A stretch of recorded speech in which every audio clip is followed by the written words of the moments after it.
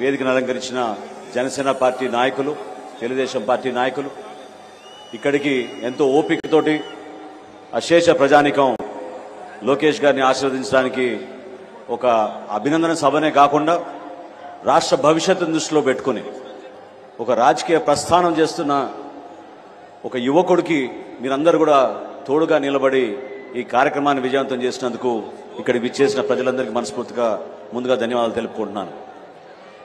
ఇటువంటి సందర్భం చాలా సంవత్సరాల నుంచి రాష్ట్రంలో ఎదుర్కొన్న దాష్టికాలు, విపరీతమైన దౌర్జన్యాల్ని చూస్తూ ప్రజలందరూ కూడా కోరుకున్న విషయం, జనసేన పార్టీ, తెలుగుదేశం పార్టీ కలిస్తే రాబోయే ఎన్నికల్లో ఖచ్చితంగా ఒక అద్భుతమైన పరిపాలన, ఒక మంచి ప్రభుత్వం వస్తుందనే భావనతోటి అనేక మంది ప్రతి సందర్భాల్లో కూడా ఎదురు చూస్తూనే ఉన్నారు.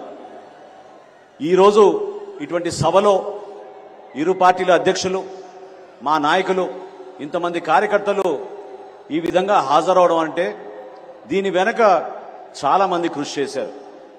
వారందరికీ మనస్ఫూర్తిగా నేను అభినందనలు తెలుపుతున్నాను. ఎందుకంటే అనేక అవమానాలకు గురయ్యాం, అనుమానాలకు గురయ్యాం, రకరకాలుగా వేధింపులు, కేసులు, ఎక్కడ చూసినా కూడా పార్టీ నాయకత్వం ఎదగకూడదని అన్ని స్థానాల్లో కూడా ఇబ్బంది పెట్టడానికి ఒక ప్రయత్నం చేస్తూనే వచ్చారు. చంద్రబాబు నాయుడు గారి సుదీర్ఘ రాజకీయ ప్రస్థానం, ఆయనకున్న అనుభవంతో తెలుగుదేశం పార్టీని ఆయన ఎంతో సమర్థవంతంగా నడుపుకుంటూ ముందుకు వచ్చారు. అదేవిధంగా పవన్ కళ్యాణ్ గారి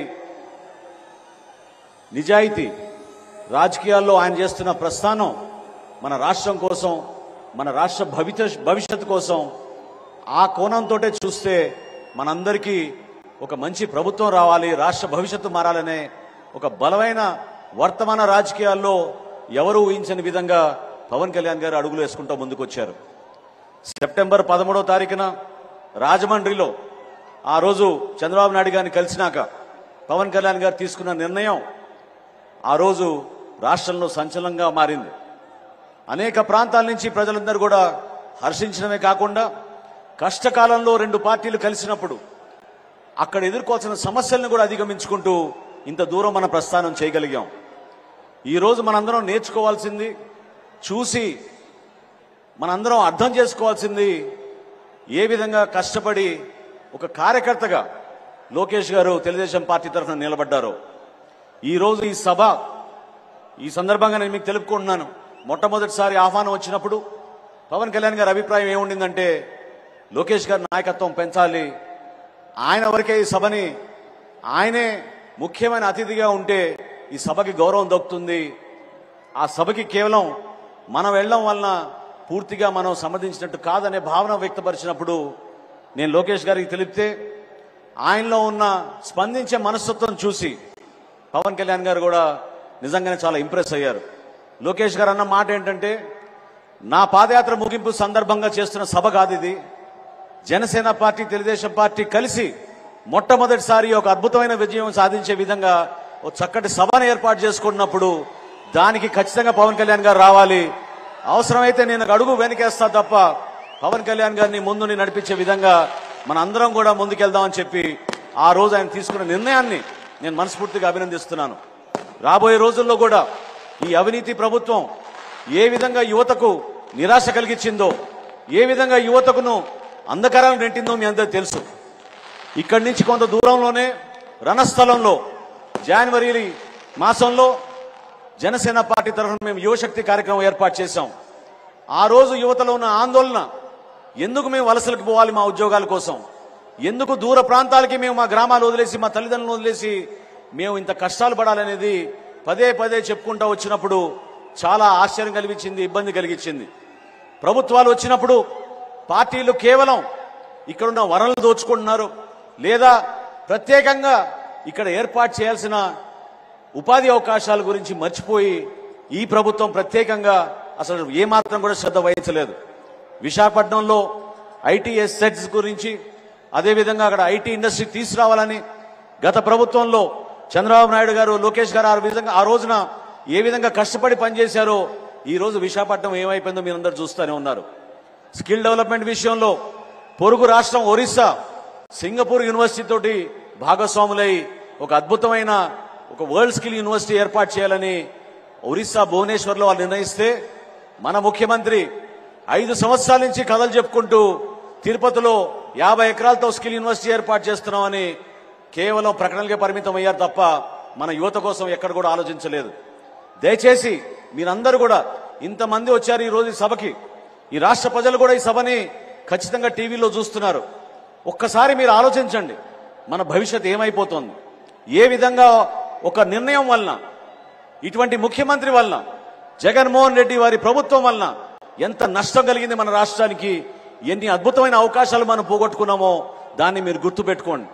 ఒక్కసారి మీరు ఆలోచించాల్సింది ఆ ఒక్క ఛాన్స్ అని ఏ రోజైతే మీరు అందరూ స్పందించారో ఆ రోజున ఎంత పొరపాటు జరిగిపోయిందనేది మీరందరూ కూడా గుర్తుపెట్టుకోవాలి. రాష్ట్రాన్ని మనం అద్భుతంగా ముందుకు తీసుకెళ్లాలి.